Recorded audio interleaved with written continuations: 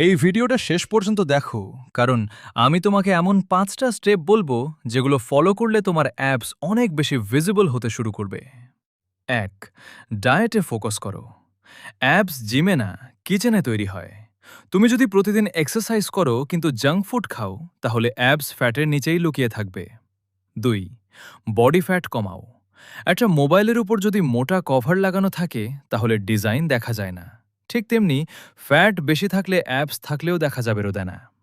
৩. বেশি পানি পান করো। পানি শরীরের ওয়াটার রিটেনশন কমাতে সাহায্য করে, ফলে বডি আরও লিন এবং শার্প দেখায়। ৪.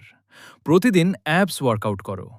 প্ল্যাঙ্ক, লেগ রেজ, ক্রাঞ্চেস এবং মাউন্টেন ক্লাইম্বারের মতো এক্সারসাইজ করো। মাসলকে স্টিমুলেট না করলে গ্রোথ হবে না। ৫. প্রোটিন বেশি খাও।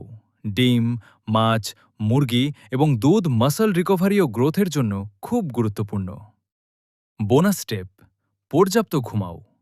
ঘুম কম হলে ফ্যাট লস এবং মাসল রিকভারি দুটোই ধীর হয়ে যায়। প্রতিদিন ৭ থেকে ৮ ঘন্টা ঘুমানোর চেষ্টা করো।